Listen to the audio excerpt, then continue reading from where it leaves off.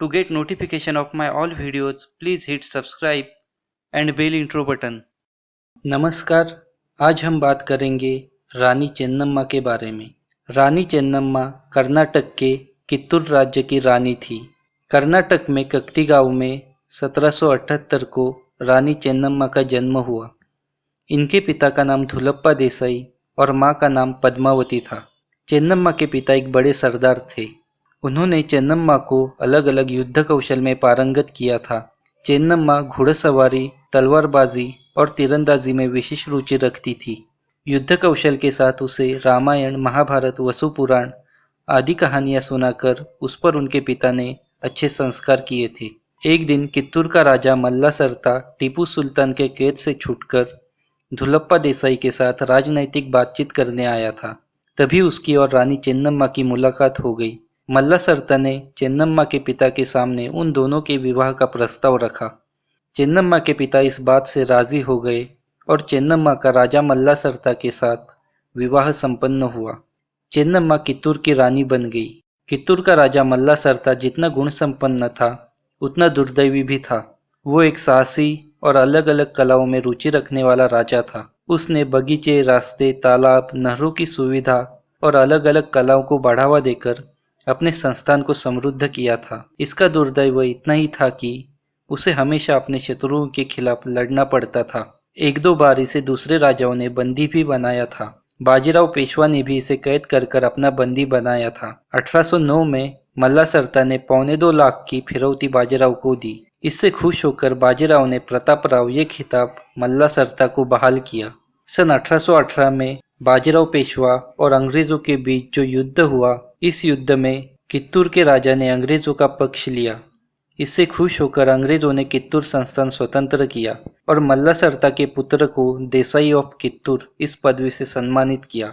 उस वक्त कित्तूर संस्थान के पास 1000 घुड़सवार और 4000 पैदल सेना थी। कित्तूर का किला कित्तूर का असली वैभव था। कित्तूर का किला जीतने के लिए हैदर अली, परशुराम भाऊ पटवर्धन, टीपू सुल्तान, धुंडावाग और अंग्रेज इन सभी ने प्रयास किया, लेकिन सिर्फ अंग्रेजों के अलावा बाकी किसी को भी सफलता प्राप्त नहीं हुई।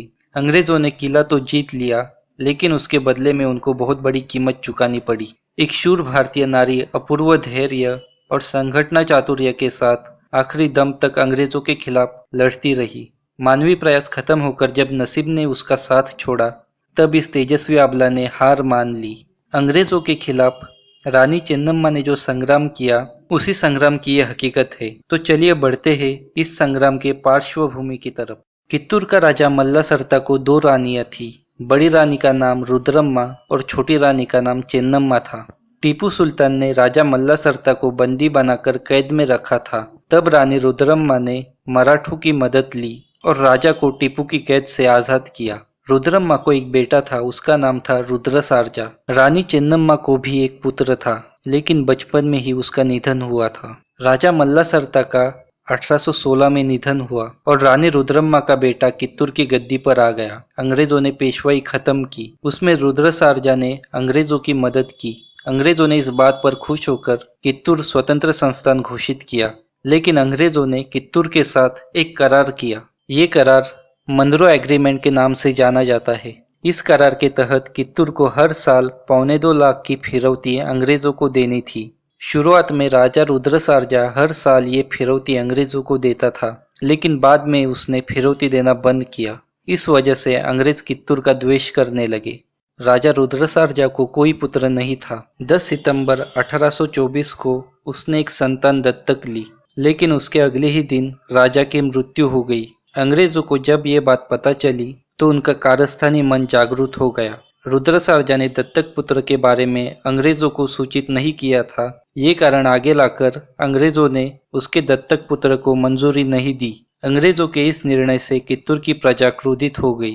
अंग्रेजों को जब कित्तूर में फैले इस असंतोष के बारे में पता चला, तब अंग्रेज सेनापति थैकरे कित्तूर में रानी चेन्नम्मा के साथ बातचीत करने आ गया, लेकिन रानी चेन्नम्मा ने उसके साथ बातचीत करने से इनकार किया।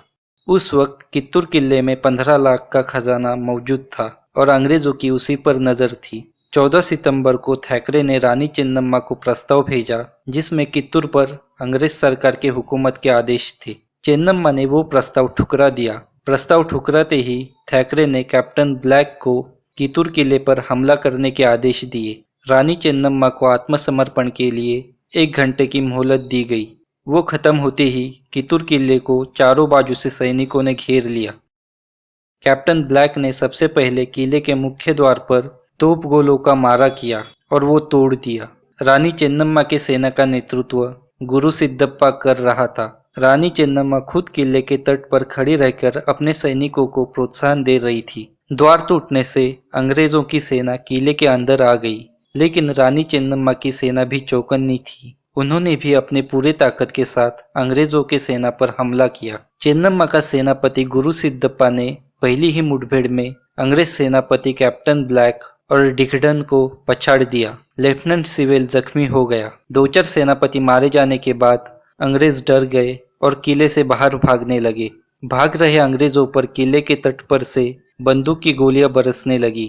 थैकरे अपने घोड़े पर बैठकर भाग रहा था, तभी रानी चेन्नम्मा का अंगरक्षक सैयद आबासाबा ने गोली मारकर उसकी हत्या कर दी। अंग्रेजों का गोला बारूद और शस्त्र रानी चेन्नम्मा के हाथ लग गए और उसकी ताकत और बढ़ गई।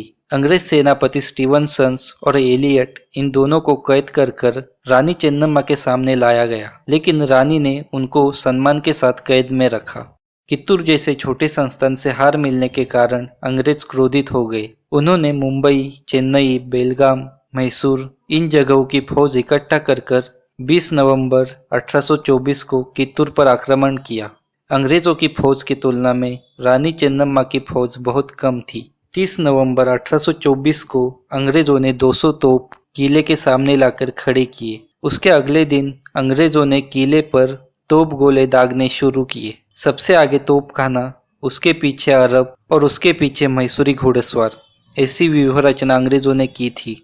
रानी चेन्नम्मा की सेना भी आवेश के साथ अंग्रेजों के खिलाफ लड़ रही थी, लेकिन अंग्रेजों ने कुछ फितूर सैनिक किले में भेजे थे। उन्होंने रानी चेन्नम्मा को जो दारूगोला अंग्रेजों से मिला था उसे भिगोकर नष्ट किया और चेन्नम्मा के सैनिकों में भी असंतोष फैलाया। रानी और उसके सैनिकों ने साहस और प्रयासों की पराकाष्ठा के साथ अंग्रेजों का मुकाबला किया, लेकिन अंग्रेजों की सेना रानी की सेना से 4 गुना ज्यादा थी। 3 दिसंबर को अंग्रेजों ने इतना जोरदार हमला किया कि पूरा किला उनके कब्जे में आ गया। अंग्रेजों ने रानी चेन्नम्मा के सैनिकों का खुलेआम कत्ल करना शुरू किया। सेनापति गुरु सिद्धप्पा को कैद कर उसे फांसी दी गई।